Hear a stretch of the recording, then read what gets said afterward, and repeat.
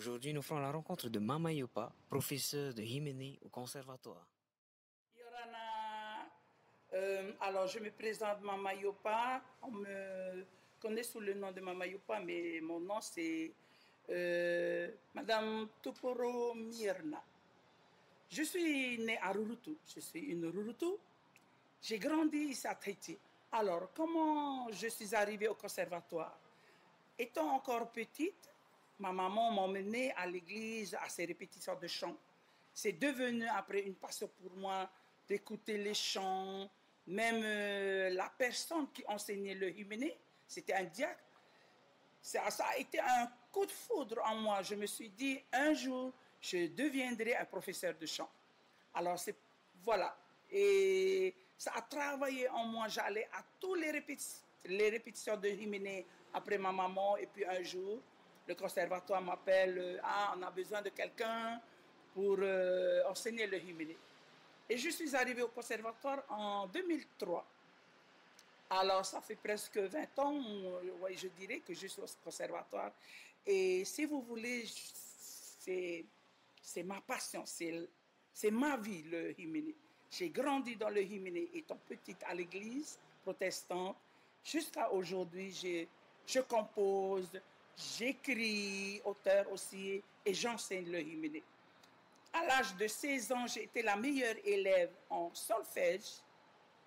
Parce qu'il y avait un professeur de solfège qui est venu dans notre église et qui a donné des cours de solfège. Et j'ai participé à ce cours de solfège. Et au jour de l'examen, j'étais la meilleure élève au solfège. Alors ça a été un plus pour moi. Ça a complété, si vous voulez, ma connaissance du hymne. Il fallait que je puisse avoir aussi cette connaissance sur le solfège. Et voilà, depuis jusqu'à aujourd'hui, je vis dans le hymne. Alors, le solfège, c'est une connaissance sur la gamme. Si vous voulez, dans le solfège, il y a 9 notes. Alors, il y a les notes do, ré, mi, fa, sol, la, si, do. Alors, dans le domaine du hymne, comme le hymne est composé de mélodies, est composé de notes. Oh,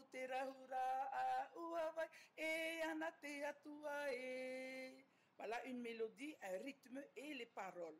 Alors, tout ce hymne-là, il y a des notes qui vont avec.